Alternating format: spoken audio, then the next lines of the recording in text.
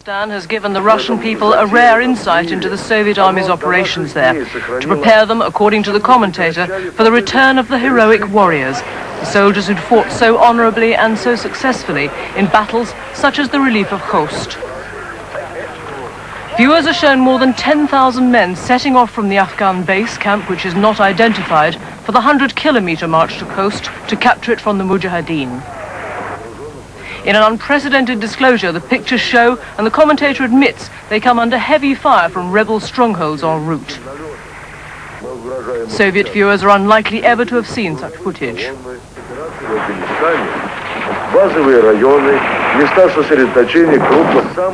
But the commentator says the biggest hazard are the mines laid, they say every 5 kilometers. The sappers say they dug them up like potatoes.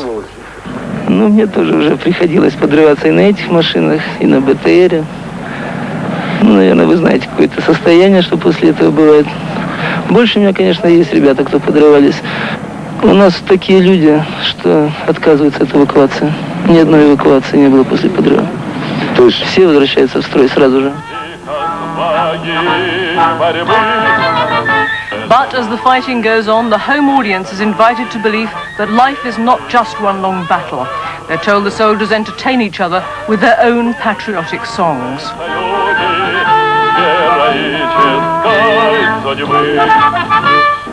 And at the end of the day, the message is these boys will be back home soon.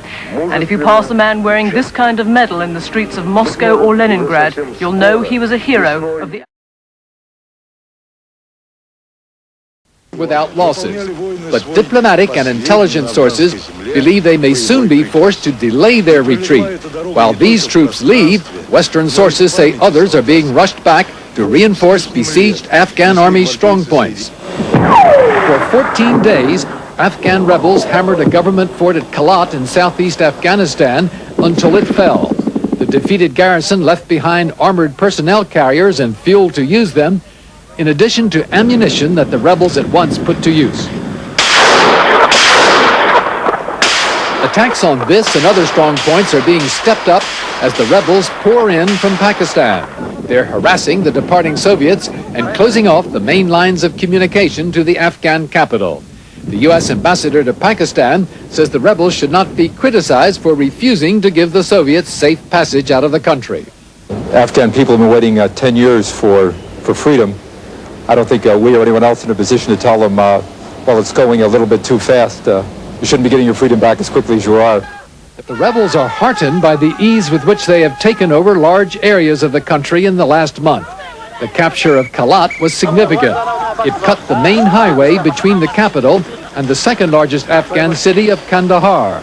Now, Kandahar itself is in danger of falling.